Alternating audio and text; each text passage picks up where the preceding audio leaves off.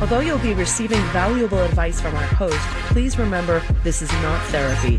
It does not replace a relationship with a qualified mental health professional. I'm Dr. G, and we're on the air with Engaging Minds. As you know, we're here every Sunday from 8 to 9 p.m. We have a very special show. Our guest tonight for the whole show is actor and writer and former president of the Screen Actor Guild, Ed Asner, and he's here mostly to talk about his new book, The Grouchy Historian. And I love the subtitle on it. It's an old-time lefty defends our Constitution against right-wing hypocrites and nut jobs. So with that, I want to welcome Ed to the show. Ed, it's a pleasure to have you on.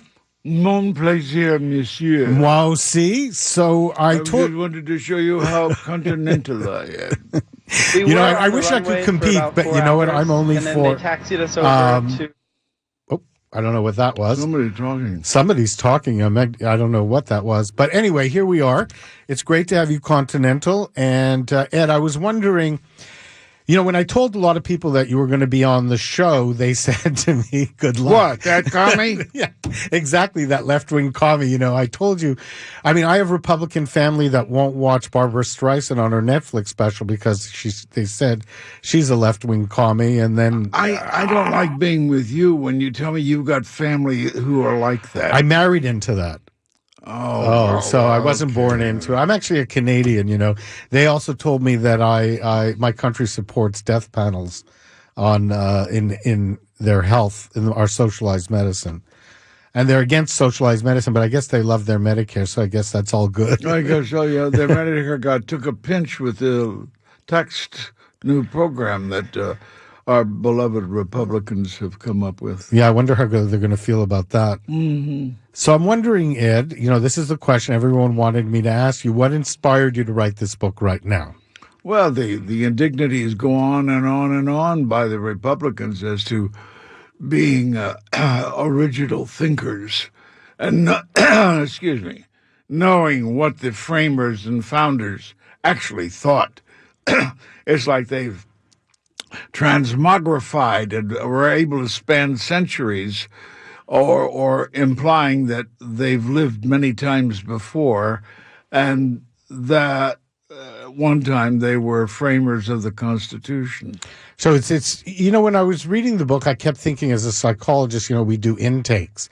And what that is, we try to find the truth of what's going on with the patient. So when I read your book, I thought, this is so much like an intake where you're trying to find the truth of the Constitution and who these people really were. So I'm wondering if you could share that with our audience. What kind of people were the original framers? Well, many of them, at least, were lawyers. They were moneyed men for the most part, and they were out to make money. For instance, in the end, Washington was built on a very big piece of land that Washington, D.C. I'm talking about, right. That Washington, the general, the president, the savior, himself was heavily invested in, the Potomac Company or something like that. And so the sense I'd say he made a bit of money out of that. So the sense that I got from this born-in family that I want to tell you was there was much more of a sense that the framers were divinely inspired or people that were perfect in nature. And what I loved about your book is you said not at all. Well, they were all children of the Enlightenment. That's one thing we try to stress. They were subject to some of the greatest thinkers of the last 500 years. Montesquieu, Hume, God knows who else. And they were well written themselves. Both Madison and Hamilton and Jefferson. The preamble to the Constitution, it's beautiful. Yeah. And what were their religious beliefs? They were deists. Explain that to our audience. That means they believed in a God, but they did not specify what church he went to. So, The only one who belonged to a formal religion was Adams. so John Adams. it was much more of like a spiritual sense that That's these right. people had That's than less, let's say, dogmatic or into the religion. Very much so. They were not hidebound by rules and regs of the many cults and religions that are out there. So this, I was just reading also recently that Pat Robertson just came up with a statement that he said the Constitution should be replaced with the Bible because he felt that they were one and the same pretty much. So I'm wondering. I think Pat Robertson should be replaced by Rasputin. Okay, can you explain why? Because he's stupid. I want to see somebody with some kind of smarts. What a stupid statement. It's pretty much a stupid statement, especially when you see the connection that the sense was it was separated church, and that's what's the whole idea. And of course, he's a politician par excellence. So undoubtedly, with all the hullabaloo and hysteria that's going on about the election and defeat of Roy Moore in Alabama and the triumph of Mr. Jones by 1.5%, he probably thought it was a good time to stir his followers and give them some more angry epithets to hurl at the face of the establishment. Yeah, because there was, I heard Roy Moore talk about it, and not Roy Moore, Robertson? No, but anyway, the concept was he felt that, it was Roy Moore. He felt that thank you. I want you to relax. I'm relaxed. Take it easy. We're not going to be run over by a train or anything like that. It's going to be all right. Thank you very much. I appreciate it. Should I pay you for my therapy? No, but don't show up tomorrow. Okay, thank you. But he said that that he felt his actions were the hand of God and that the Constitution was leading him. And I was wondering, with all the accusations about being a child molester, if he also felt that was also... It must have been. And he probably thought it was some of those little archangels that came down from heaven and hid their wings so he could molest them. That was kind of interesting. I am so happy he's got a Jew for a lawyer, though. Yes, there's two Jews here. That made me pretty happy, too. I mean, that he has one Jew. Where? No, that he had one Jew lawyer. I thought he'd have at least a few. Here. I got three. I know three of them. Oh, who's the third? Steinberg. Yeah. So, also in your book, you talk about. You mentioned people like Ann Coulter with great opinion. So I'm wondering what you thought about her and her feelings around immigration. Well, it's a fairly well-known fact that she admits to hating Mexicans.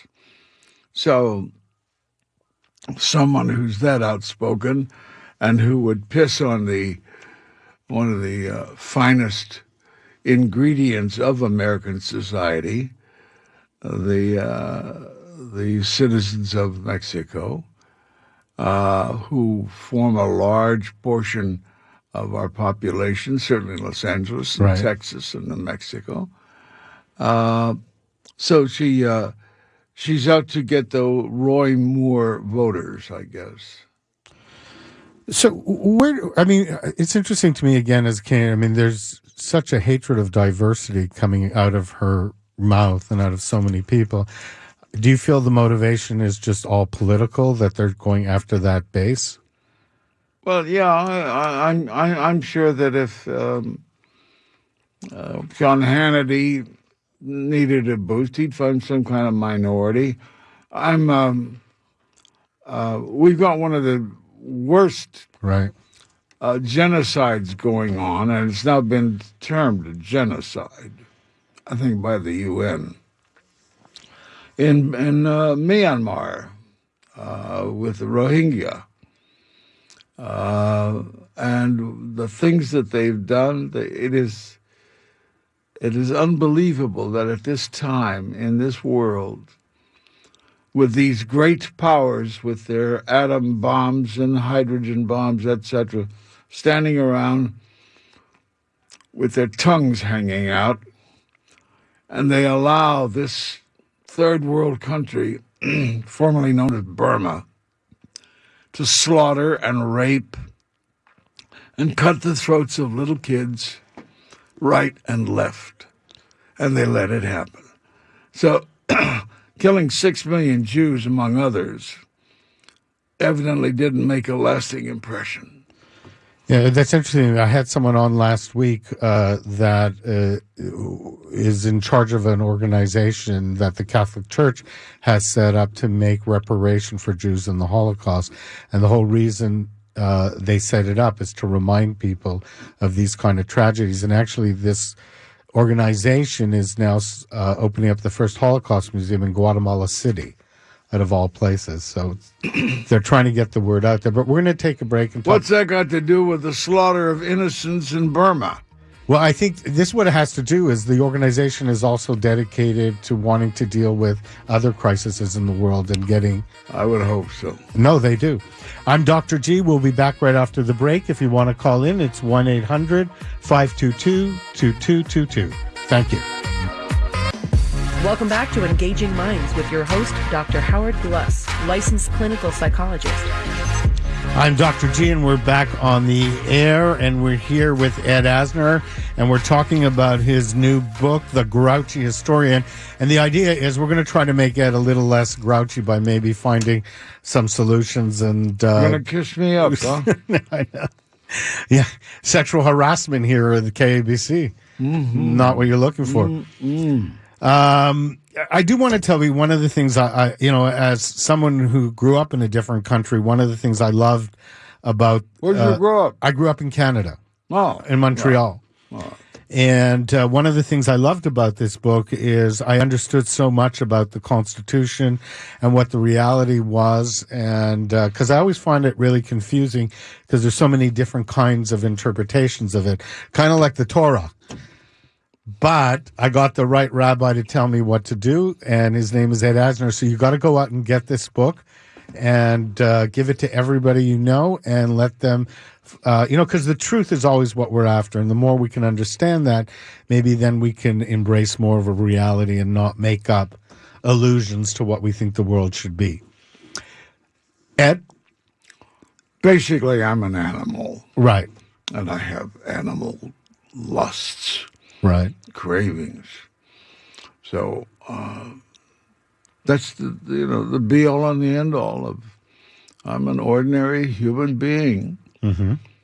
But we are driven by terrible, terrible needs for fulfillment. I mean, look at these guys who are being brought up, the Harvey Weinsteins, etc.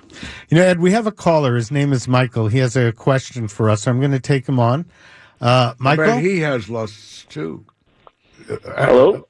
Are you there? Yep. You have a question for Ed? Hi, Ed. Nice to hear you tonight. Big fan of yours. Thanks. Going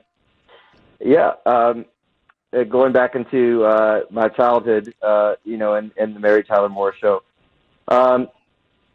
I'm just struck by you bringing up the Rohingya and genocide. And one of my big areas in education is genocide awareness. Do you think that given the level of rhetoric, political and social rhetoric in America today, that a genocide is likely in our future, for Muslims or other immigrant groups, if we don't reverse course? In this country? So you're saying the possibility of happening in this country? No, I think there are too many of us who will die trying to stop it. Now, it may become a reality before we act. That's always possible. But in the end, I think we would rise up and hopefully sacrifice ourselves to stop it from continuing. I certainly hope so. I mean, one of the things that I think has come out in our country in the last year is the level of allies, the degree to which people donated to the ACLU and and other organizations, and are putting their lives and money and bodies in front of the gear and the machinery. So I really hope you're right in that. I do too. I do too. And I think that's why this book is so wonderful, because it also talks about what the real essence of the Constitution is. And I'm wondering, can you share that with Michael? Not what the right wing is trying to interpret it to be, but what it's really about. The Constitution belongs to every one of us. It is to us to stay at home and light the candle and read it and try to understand and plot it out as to how it applies to me, to you, and to what we should do to enforce it. Scalia created this original thinker idea, followed by Clarence Thomas, and it's one of the biggest laughs of the century. Yeah, and then we have this guy Gorsuch, who's even more of an originalist than Scalia was.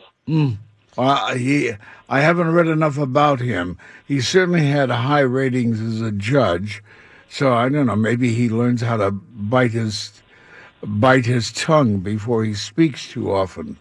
But I would say we've got to step on him and ridicule him every time he makes a Scalia-like pronouncement. Yeah. What do you think, Ed, are some of the best ways people could respond to some of the issues that are going on? I'm thinking, as a therapist, I listen a lot to people in sessions, and I've heard a lot of anxiety about what's going on in this country. Well, we're in chaos. Yeah, and the sense of hopelessness. People feel like they can't make a difference or they can't make an impact. I'm wondering if you had any thoughts on, let's say, what people could actually do to make them feel a little more empowered. Well, they can put more Democrats in power. That's a good and way. Hopefully they can negate or soften some of the harsh effects of the tax plan that the Republicans are about to push through. What's your opinion about the tax plan? I gather it sucks. I mean, they're working very hard to try to ameliorate it, but I don't think it'll be sufficient.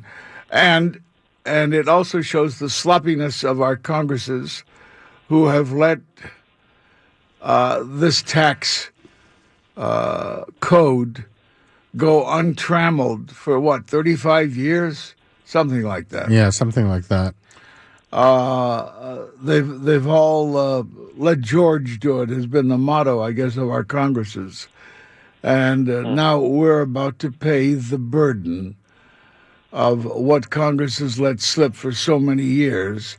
They're trying to rectify it, and we, the middle class at least, are going to get punished by it. And certainly the poor. The poor can never hope for relief.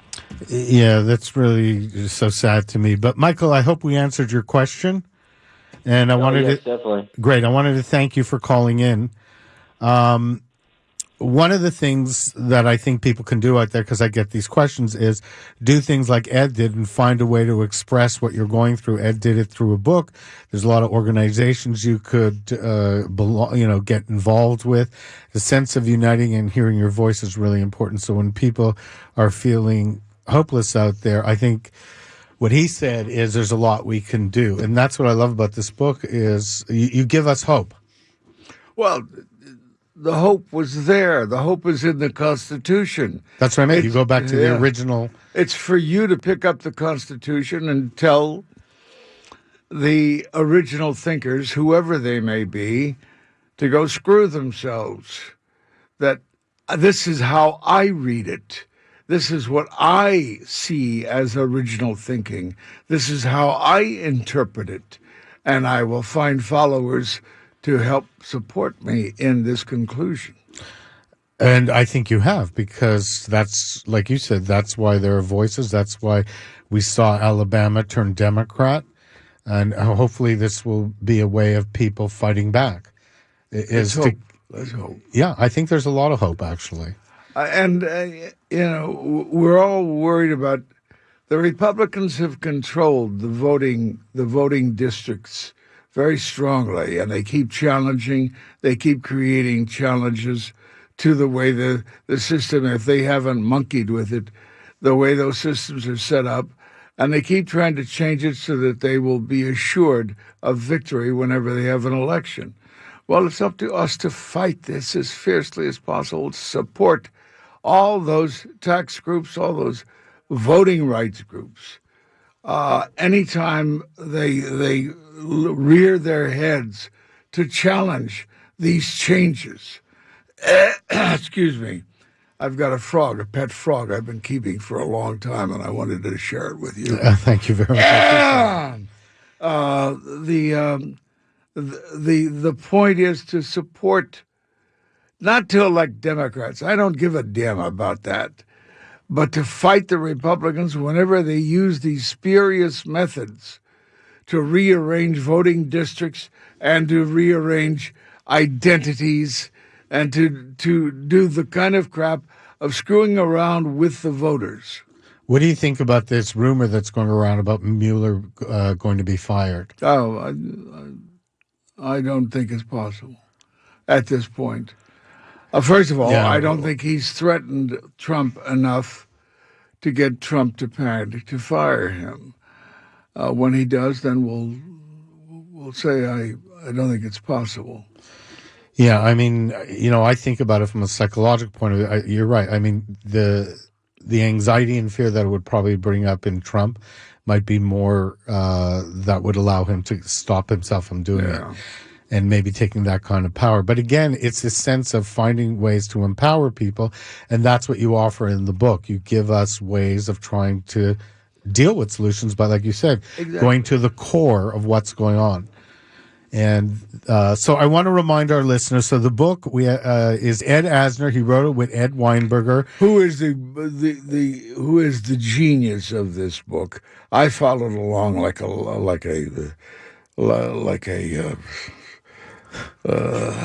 puppy, with him leading the way. So. Give him the main credit. Okay, so it's Ed Weinberger with Ed Asner, and the book is The Grouchy Historian, an old-time lefty defends our Constitution against right-wing hypocrites and nut jobs. I think you could not have said it more directly, and there's no mystery as to what's in the book. I do want to tell our listeners it's out in the bookstores, on Amazon, etc. right now, and go out and get it, and then you can educate people on what the realities of the Constitution are and what the realities of this country are. I'm Dr. G. We're going to take a break. We'll be back after the commercial. We're going to talk to Ed some more about some other projects he has coming up, especially his one-man show. And we'll be right back. Welcome back to Engaging Minds with your host, Dr. Howard Gluss, licensed clinical psychologist. I'm Dr. G, and we're back with the show. We're here with Ed Asner, and I just wanted to share with our audience, as someone who was brought up in Canada, what I found fascinating about his book is I felt like I learned so much about the Constitution and what the reality was. And actually, the book is actually pretty funny, too. So that your personality really comes through. So I want to stress to our audience, you've got to go out and get it. It's called The Grouchy Historian. So you have a show that you're doing, a one-man show, A Man in His Prostate. Also written by Ed Weinberger. Also written by... And tell us about the show. So it's A Man in His Prostate. It's a one-man show. Mm-hmm. Which part? I call it the male answer to the vagina monologues. I think so. Which part are you playing? Never mind. It was a bad joke. Oh, I shouldn't try to be funny. That a stinker. Sorry. Okay, don't leave. So tell us a little about Tell us a little bit about it. About the play. What it's about and what inspired it. Ed was on a cruise to Italy with his wife, and he was struck by a case of prostatitis. Okay. And this 90 minutes is all based on his viewpoint of what happened during the time of being checked out and treated by an Italian doctor. Okay. And comparing it to the American treatment he had had. And it's a wonderfully funny presentation. And when it's not funny, we're busy telling you about the great occurrence of prostate cancer in the United States every 16 minutes a man dies of prostate cancer. And to name some of the notables who have recently passed from the disease. And where are you doing the show right now? Are you doing it here Everywhere. in Los Angeles? Wherever people will have us. So okay. I am doing a Holocaust benefit, which is going to occupy me for a couple of weeks. And there's that frog again. There's that frog again, right. I think they've got a few weeks presentation lined up in L.A., and Richard Kind is going to take over the role for that period. At least I think that period. Maybe he'll be so good that they'll give me the heave-ho. Oh, I don't think so. I think it's... What do you know? It's true. What do I know? Mm. So what kind of insights can you share as far as what you want our audience to know in regards to prostate cancer and how to deal with it, and even some of the humor in the play, how you approach it? Well, for one thing, there are many drugs that are peddled to offset the ravages of prostatitis, and most of them aren't worth a damn. Flomax is the leading one, and I rant and rave about its effects and its ill effects.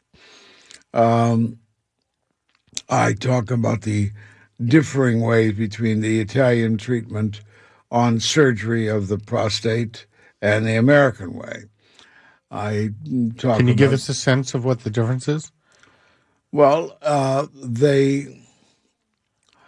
with the Italian way, they make an incision and go in below the navel, and to trim the prostate if it's grown disproportionately, slim it down, because what results from that is impedance to peeing. Okay. So this is designed to relieve that. Getting up a number of times a night to relieve oneself, and doing it inordinately. And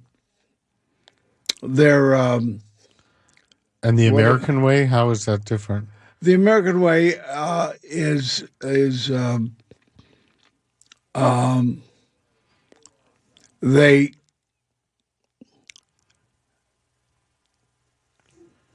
there are bladder flotsam and jetsam, okay, in the bladder, which also impedes the relief of the bladder. But the important sense is how do you feel between the Italian and you want to know that? Yeah, I just want to go. What would you go with, the Italian or American? They cut in the American way. The Italian way, they pluck it off with the tweezers. Okay. So it is a far less bloody treatment. So the Italians are gentler. They are. In their treatment. It's important for people to know that. Smoother. Right. That sounds like a very Italian way of doing things. Just all about it. And so what about you were worried about yourself, weren't you? Yeah, yes, you know. I can tell.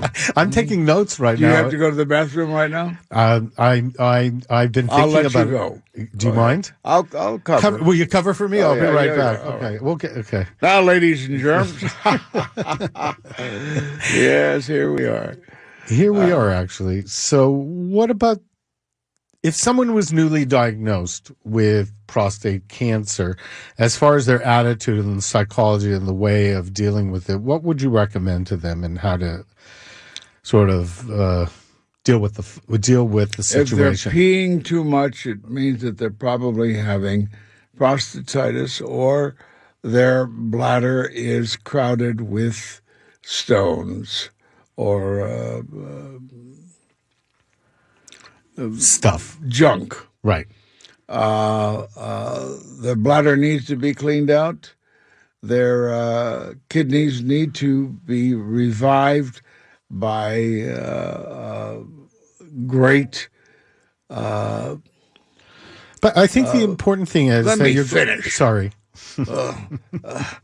Getting them flushed out Right. is very important. Getting the kidneys flushed out, keeping the urethra functioning well. Go ahead. No. You were going to say. No, I was just going to say, I mean, I love the idea that you're going around the country trying to educate men and educate people and families on. That's all I wanted to say is how to deal with it and through an entertaining way. In Ed's case, in this particular show, besides removing the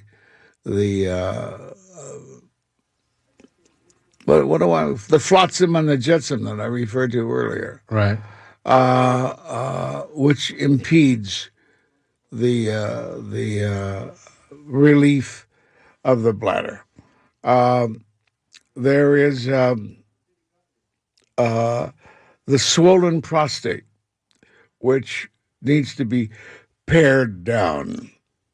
I guess the constancy of urine and the foreign objects in your bladder tend to increase the size of the prostate. It swells. It needs to be pared down.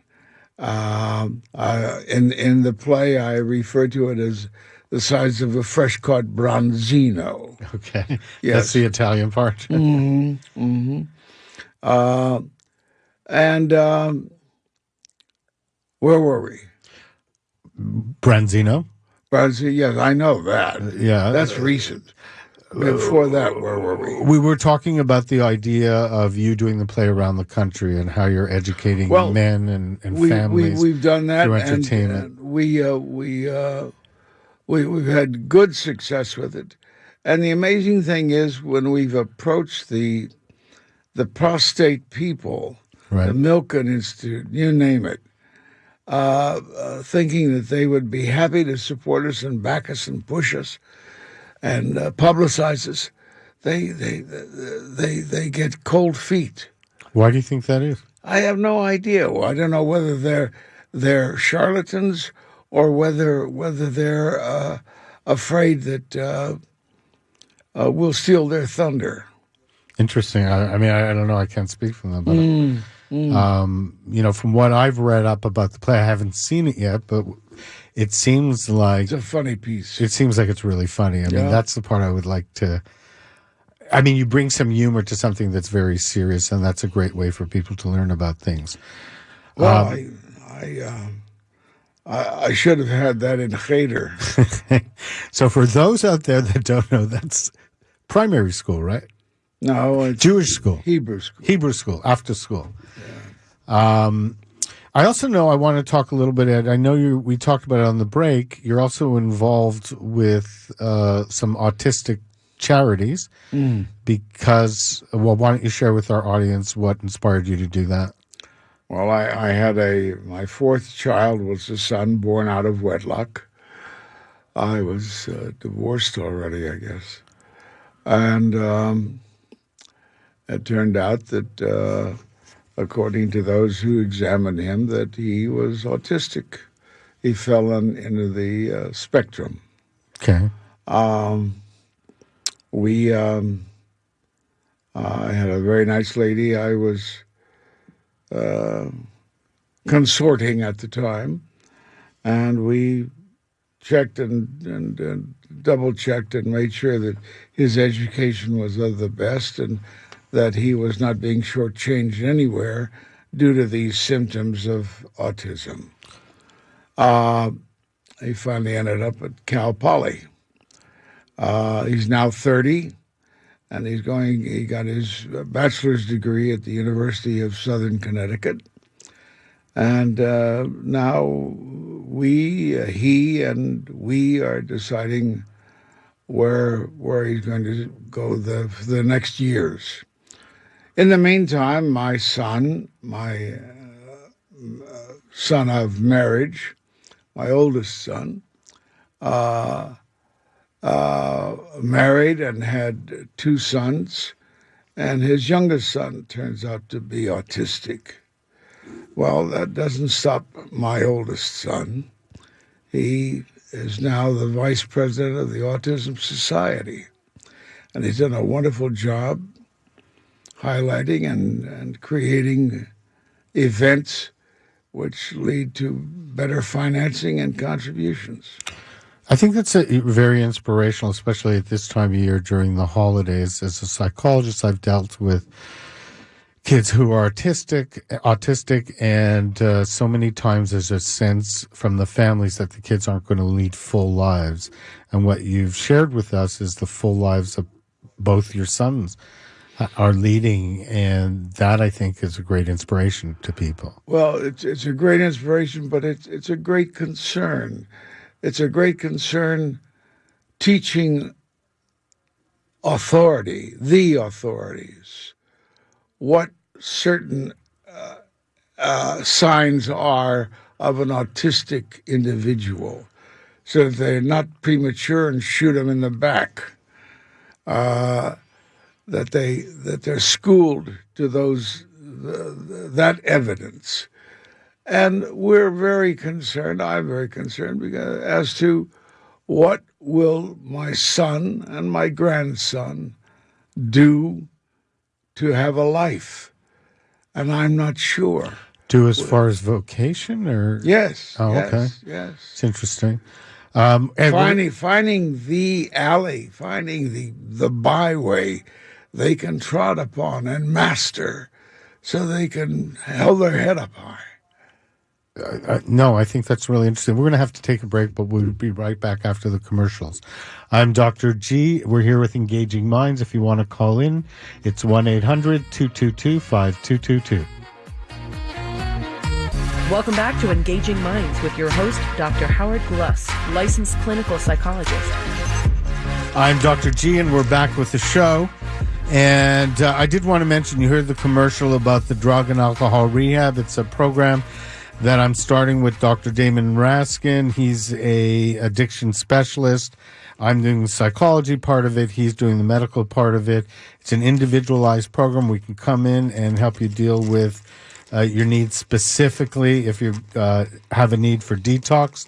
If you want to find out more about our program, you can call me at 323-935-9712, or you can always email me at drhowardgluss@live.com.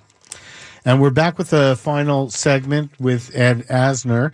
And I was telling Ed that I had been getting some emails during the week where people were finding out you were going to be on the show. And they wanted to know, especially some of the younger actors, the sense of how to stay successful, or, quote, how to make it in Hollywood.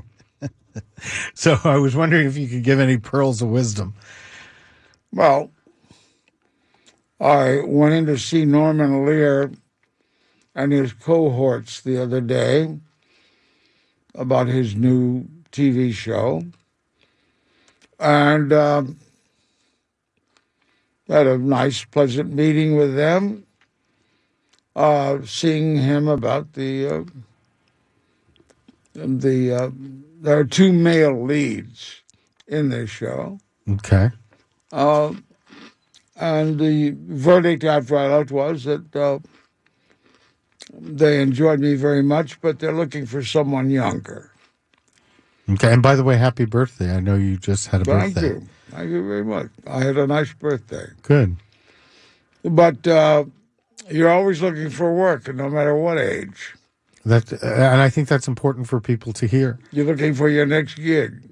And there's a great deal of chaos in showbiz that exists right now. It's not controlled like it used to be, with studio heads and studios and this one, and agencies controlling the production.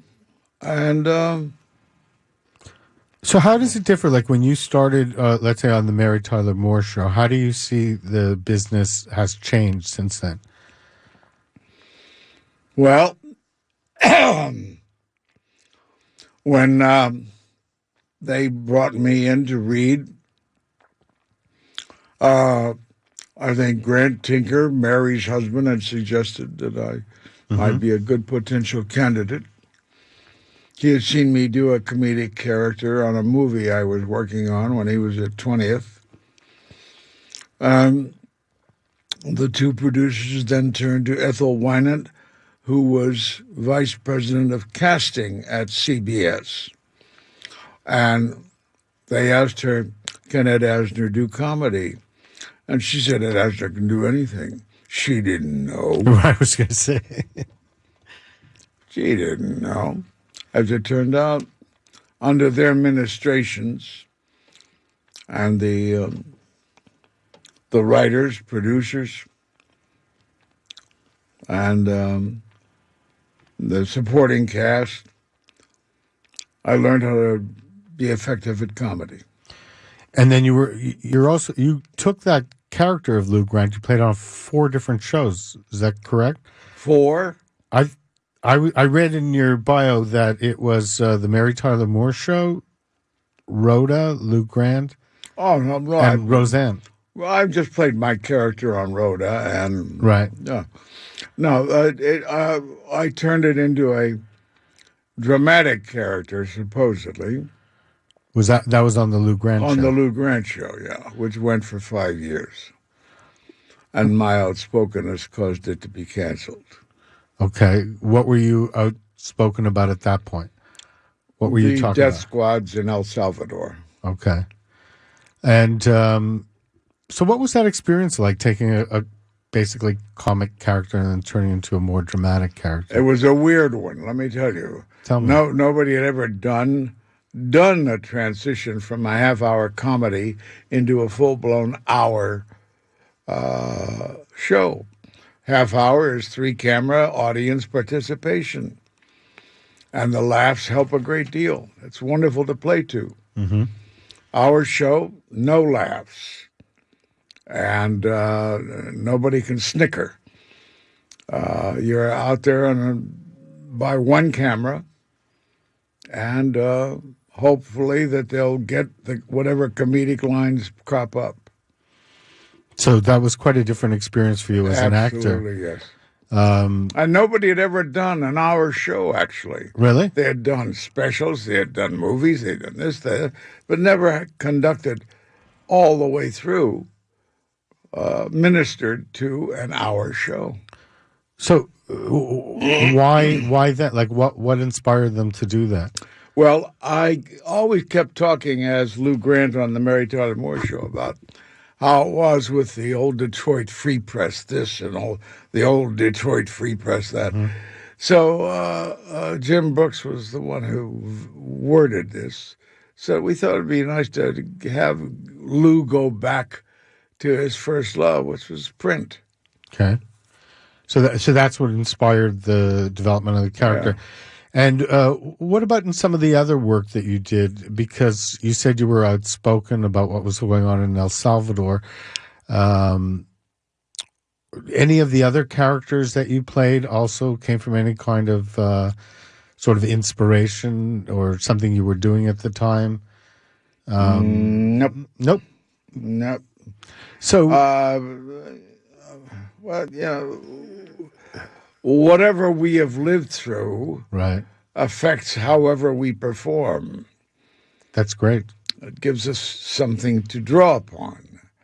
And of course, I came from a Russian Jewish family, and with Rich Man, Poor Man, I was able to use a barbarous German accent of sorts to play that character. I spoke of the horrors of the First World War and its after effects. I used my knowledge as a worker when I wasn't an actor of how I behaved. And I worked as a metal finisher in the auto industry and a spot polisher. So what you're saying is that it's important for people to bring who they are to their work. And in some ways, I think no matter what work you have. Exactly. I mean, that's what makes it I was personal. a shoe salesman, but Really? I could never sell you a pair of shoes. Why? They were rotten. I was a terrible shoe salesman. You know what? I was a shoe salesman too. Were you? Yeah, maybe it's a Jewish thing. It's a common occupation, yeah. I wasn't very good at it either. I was a worse waiter. So I never waited. an actor that didn't wait tables. No, I never did. Never did. So one of the questions someone wanted me to ask you when they're coming on was, and we have a couple minutes left. What were your a favorite part that you played over the years? Lou Grant and Toto. Of course, there was much to love there. Rich Man, Poor Man, Family Man, another special I made with Ann Jackson and Meredith Baxter, and A Case of Libel, the Henry Denker play, which Dan Travanti also starred in. Right. He was wonderful in. They were all pieces of work that I was crazy about.